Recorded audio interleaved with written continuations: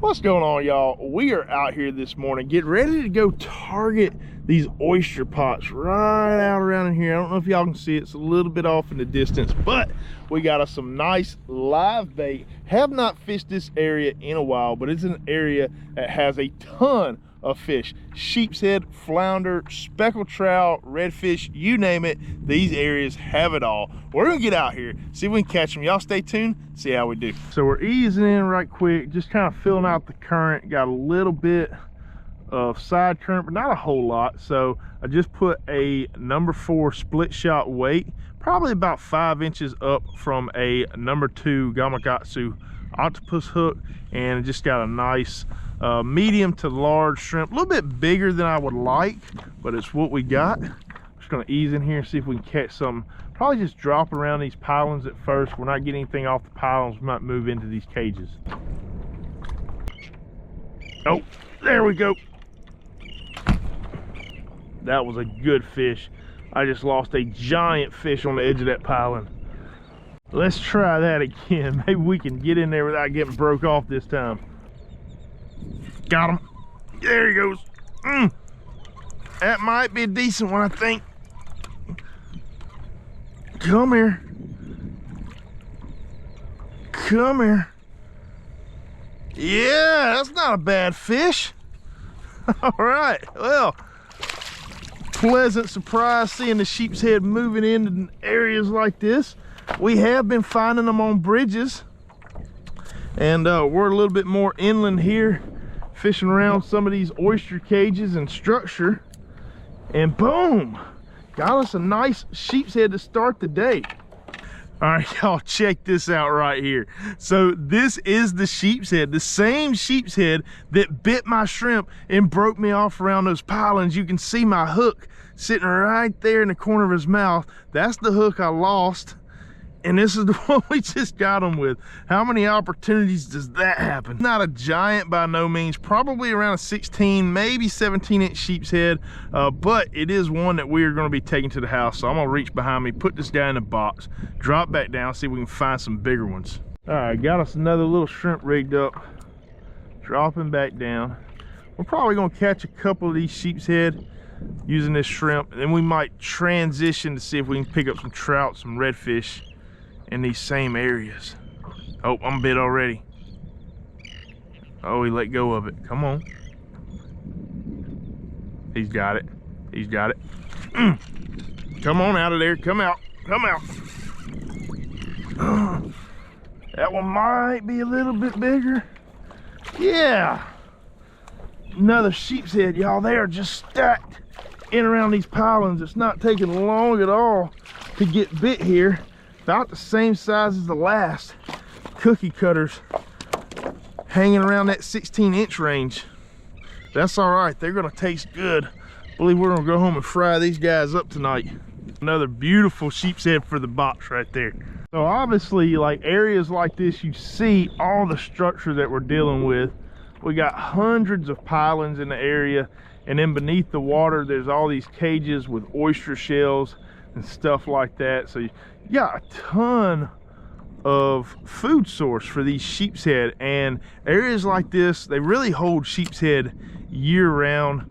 Now sheep's head do have a migration, kind of where in the summer months they move offshore. We just got thumped. My bait's still there, so drop them back down. Anyways, in the summer months these sheep's head kind of move offshore a little bit.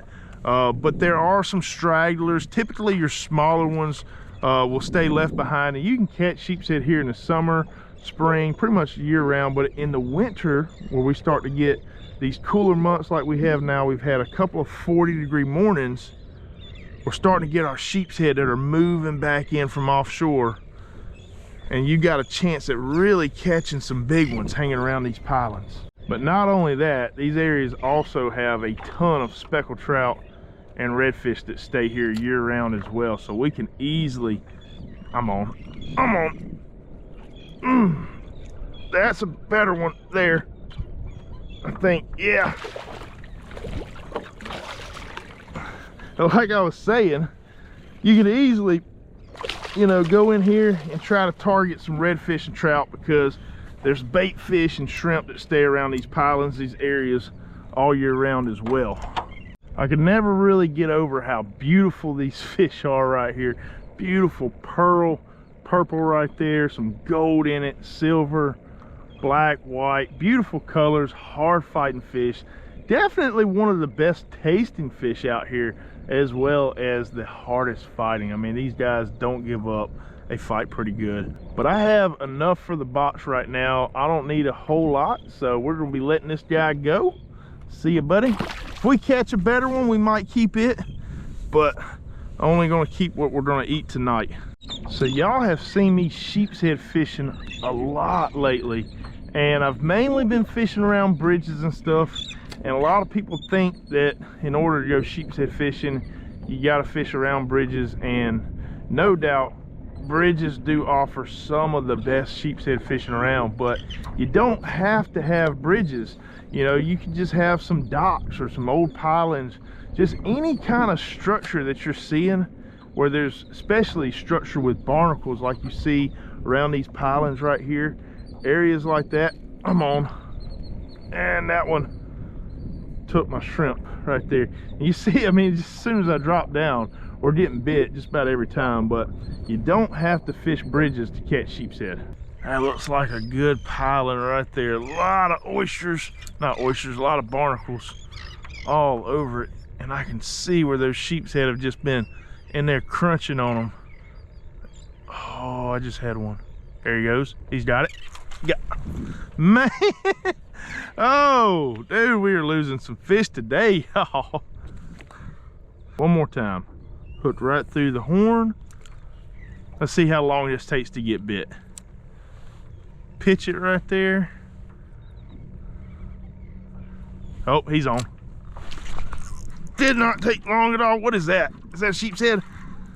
Oh, he ran away from the piling. Didn't take long at all. As soon as I chunked it in there. Yeah, that's a decent one. Another one probably 16 inches or so. Unhook it from its fin. There we go. All right, buddy, come on. I got enough for the box, so we're gonna be letting you go. You're gonna get to swim today. We'll see you. Appreciate the bite. Bye-bye.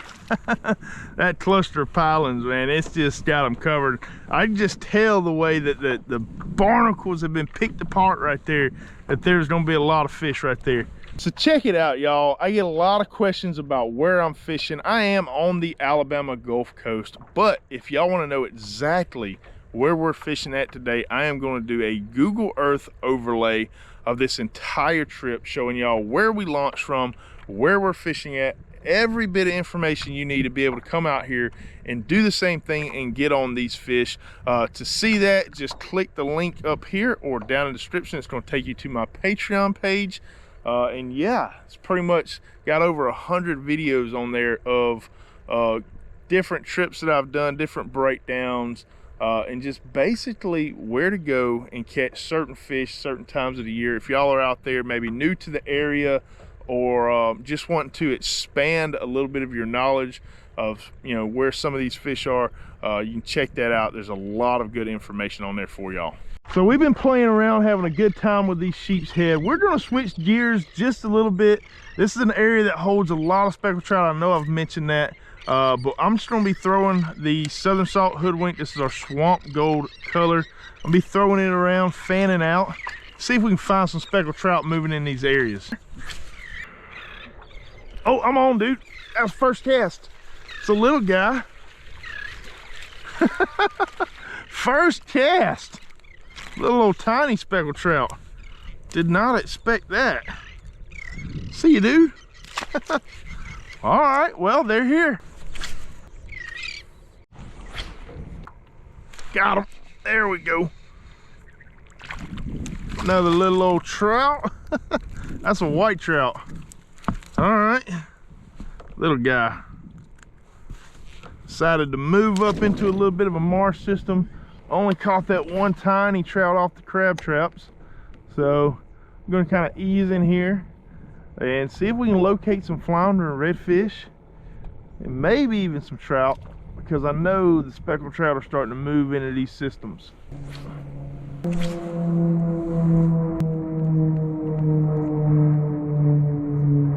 Got him. There we go. Fish on. I don't know what that is. Swimming out. Redfish. All right. Well, that's species like number 4 or 5 on the day. It's a little guy. It is a redfish. See you, buddy. Oh, hold on.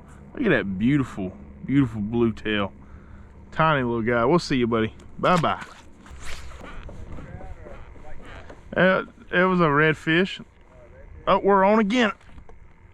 Another redfish. Not big, guys, but there are some fish in this marsh, and they're eating the old swamp gold hoodwink. See you, dude. Bye-bye. Got 2 little rat reds out of this creek mouth right here. Got a feeling we keep on pushing down this creek though, get a little bit more depth to it.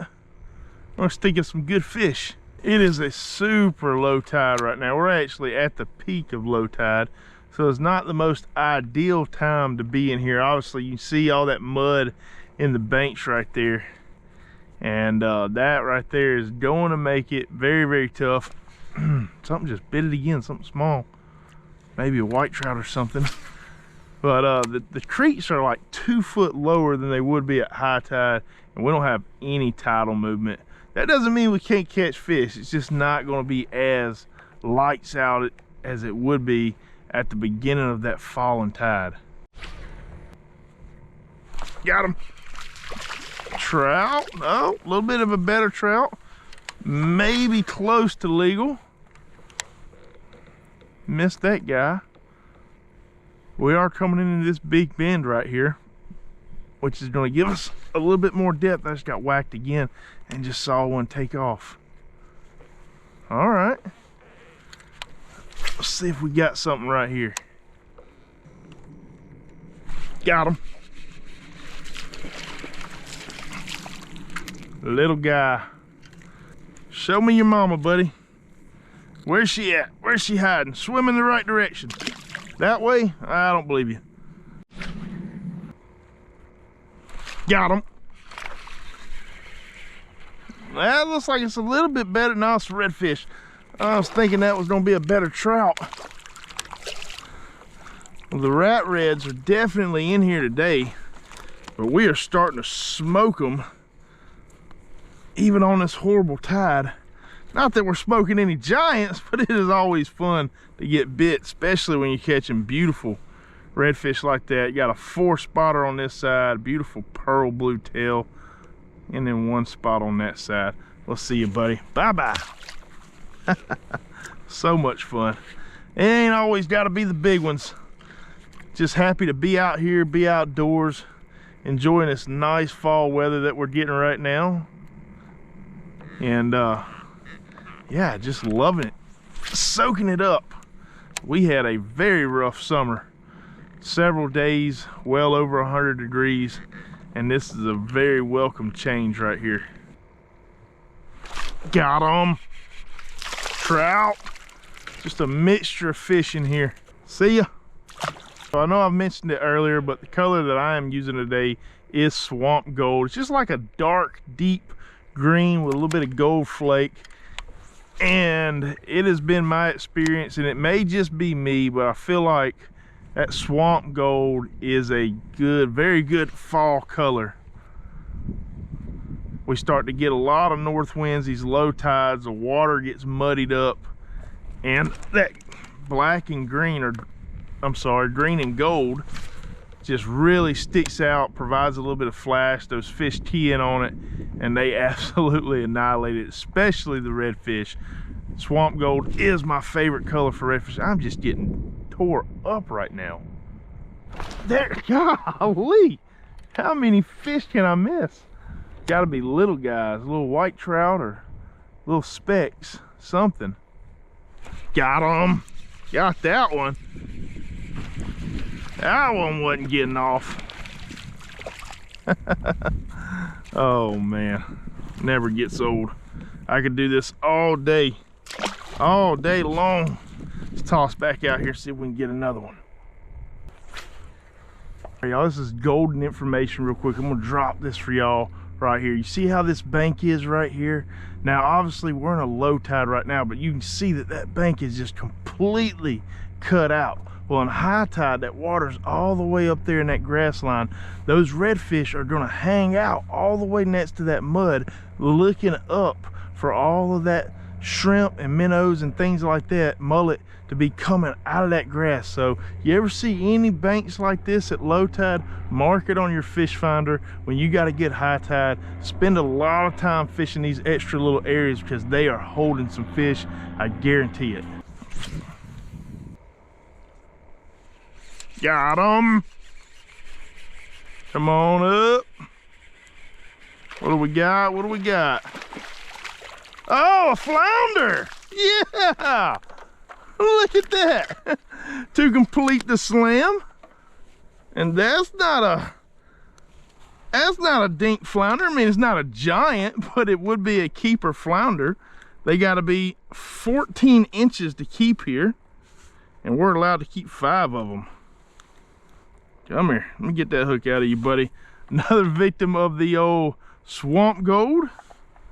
Beautiful little guy. We got enough fish in the box from our sheep's head trip. We'll see you later, buddy. Bye-bye. Right on. Icing on the cake right there. There's everything in these marsh systems. And it has been an incredible day catching 6 or 7 different species. I mean, if you name it, we've caught it today. Got him.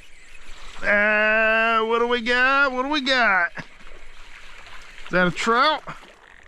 That is a trout. Getting a little bit better. That right there is a keeper trout too.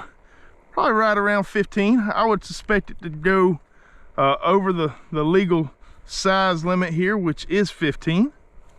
I will say, if you are not throwing the hoodwinks, y'all got to pick these guys up. And that trout boogered it up pretty good. Go ahead and let that guy go. Bye-bye. If y'all are not throwing the hoodwink, y'all got to pick them up. These lures right here just absolutely catch fish.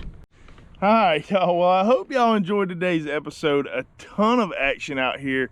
Not only out there on those oyster traps, but we also came in here and did pretty decent in the marsh.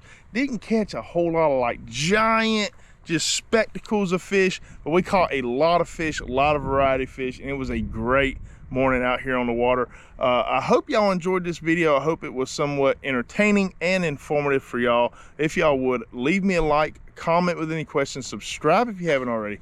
We'll see y'all next time.